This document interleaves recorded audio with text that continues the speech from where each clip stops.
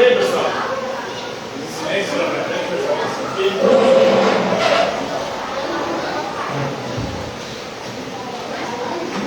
Nós vamos, na aula de hoje, falar sobre um pensador social alemão que viu na transição do século XIX para o século XX, que é o Siegfried Kracauer, que viveu de 1839 a 1966. Como eu disse para ele sobre a sociedade contemporânea, a sociedade moderna, especialmente ele vai fazer uma análise, buscar compreender a cultura de massa. Cultura é tudo aquilo que é produzido pelo ser humano. Então, ao longo de toda a história, o ser humano produziu cultura. Só que a partir da modernidade, especialmente na transição do século XIX para o século XX, nós tivemos o advento de um novo tipo de cultura. Uma cultura que manipula o povo, a população. Uma cultura que se transmite através dos meios de comunicação. Por isso, uma cultura de massa, porque alcança uma quantidade massiva de pessoas e manipula essas pessoas com uma massa. Começa com o rádio, depois vem a televisão, atualmente as redes sociais. Nos massifica, ou seja, nos torna massa de manobra. Ela alcança milhões de pessoas com seu poder de transmissão de informações e nos manipula. Por que nos manipula? Porque o que é transmitido de acordo com a lógica de quem detém esses meios de comunicação. Praticamente o rádio. Então a informação, a cultura veiculada no rádio era de acordo com os interesses de quem era o dono das rádios. Depois, os donos da televisão. Agora, de quem controla os meios de comunicação, as redes sociais. Nós temos o Twitter, o Elon Musk, nós temos o Facebook, o Instagram, o WhatsApp, tudo do Mark Zuckerberg. Nós temos o YouTube, que é do Google, E as informações, a cultura hoje está sendo veiculada por esses meios. E quem detém esses meios controla tudo. As chamadas Big Techs. Essas Big Techs hoje, elas manipulam o mundo. Elas controlam o mundo com tudo que é veiculado nesses meios. Controla a gente, controla a nossa mente, controla a forma como a gente pensa, como a gente age, como a gente se comporta, como a gente consome. Tudo manipulado. E a gente acha que está sendo livre, fazendo escolhas. Quando na verdade essas escolhas já são pré-orientadas por algoritmos que nos induzem a fazer essas escolhas. Isso ele já havia pensado bem antes. Uma tecnologia, por exemplo, ia atrapalhar a nossa memória. E hoje com a inteligência artificial pode atrapalhar até a nossa inteligência. E eu dizer porque a gente fica cada vez mais preguiçoso. E cada vez mais colocando a tecnologia para trabalhar para a gente, trabalhar principalmente naquela parte que é genuinamente nossa, que é o intelecto, que é a mente, né? Ele vai desenvolver uma teoria do cinema. Ele percebeu que a sociedade pré-nazista já tinha elementos do cinema que indicavam uma ascensão da cultura autoritária na Alemanha. Então a população alemã já estava sonhando através do cinema, dos seus filmes, com uma cultura, com um líder autoritário, que depois vem se configurar, se confirmar na questão do mundo. A mesma coisa aconteceu aqui no Brasil. Tem um filme chamado Tropa de Elite, é um filme do Capitão Nascimento. Esse filme precedeu a ascensão de Bolsonaro ao poder, da nova direita ao poder. Então, esse filme, lançado em meados de que? Não lembro, 2000 e pouco. Esse filme lançado, inclusive ele vazou antes, né? Nem foi para o cinema. Ele vazou uma versão pirata, todo mundo assistiu de forma pirateada. E a população inteira curtiu pra caralho o filme, porque existia em nós esse sentimento de ter uma figura de autoridade, de Capitão Nascimento para colocar ordem nas coisas, acreditando que o Bolsonaro seria essa figura. Uma ilusão, né?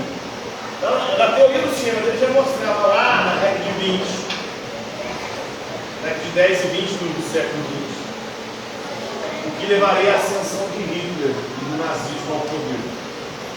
Ele vai ser um crítico da fotografia, porque ela fragmenta a realidade. e não nos deixa a gente perceber a dinâmica, a realidade como dinâmica.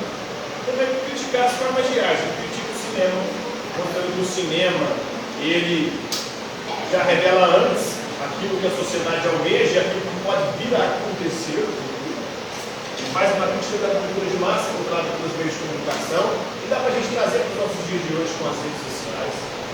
Ele critica a fotografia por fragmentar a realidade, não perceber a dinâmica dessa realidade. Ele vai realizar então uma sociologia do cotidiano, se voltando para questões do nosso dia a dia. E vai fazer uma crítica à alienação.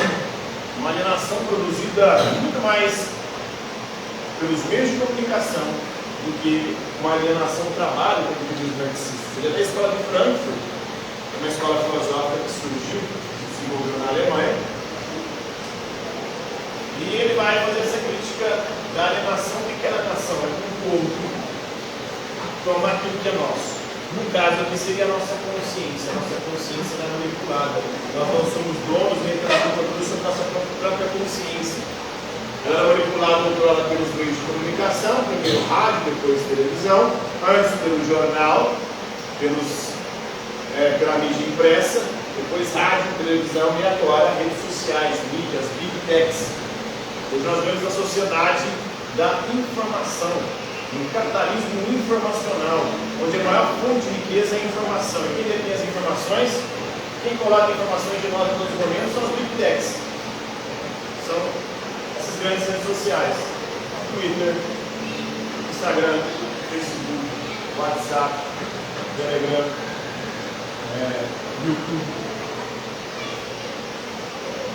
E tudo isso nos alienando, porque é ali que nós temos acesso a toda a cultura, toda a arte, principalmente a música, por exemplo, os próprios filmes, os vídeos curtos, né, os shorts. Nós temos Kawaii, temos também TikTok, com vídeos curtos que vão atrapalhando o desenvolvimento do nosso cerebral, a nossa consciência, vai tornando a nossa mente preguiçosa, viciada em dopamina, que é um hormônio produzido ali pelo prazer rápido, instantâneo, sem muito esforço. São esses problemas hoje nossos, mas que o ciclo de Krakauer já criticava lá na transição do século XIX para o século XX. Principalmente nisso do século XX, quando ele integrava a escola de Frankfurt. Ele nasceu em Frankfurt, na Alemanha. Ele é mais conhecido por suas teorias sobre a cultura moderna e a sua ideia de que a tecnologia ameaça desbancar a memória. Por que a tecnologia pode atrapalhar a nossa memória?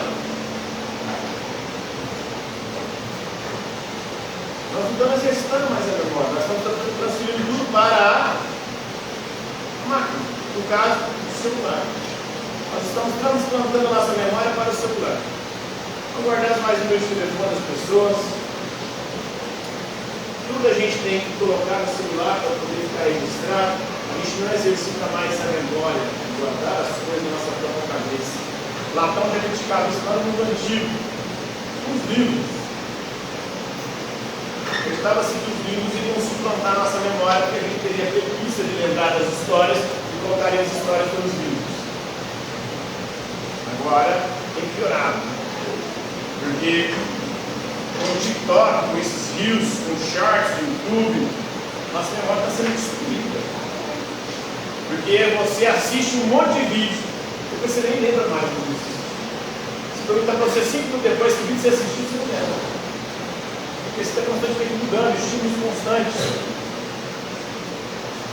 Mas ele falava isso lá atrás, século XX. Então, o Krakauer juntou o seu Walter Benjamin, que é outro filósofo da escola de Frankfurt, assim como Ernest Bloch também é da escola de Frankfurt. Era um jornal de cidade de Frankfurt.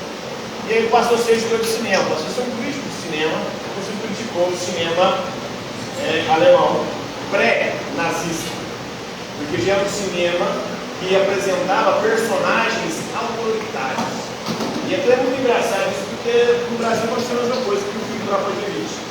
O personagem do Capitão Nascimento levou um capitão à presidência do Brasil, Bolsonaro. Olha só como é profético do cinema. Eu falava isso lá atrás.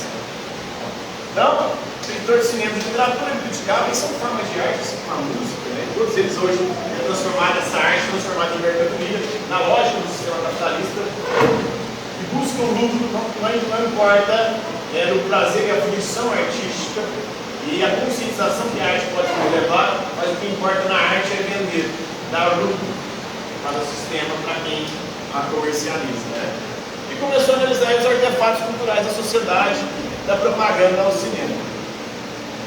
Em 1933 ele fugiu da ameaça nazista, indo primeiro para Paris, na França, mas depois ele foi parado nos Estados Unidos da América.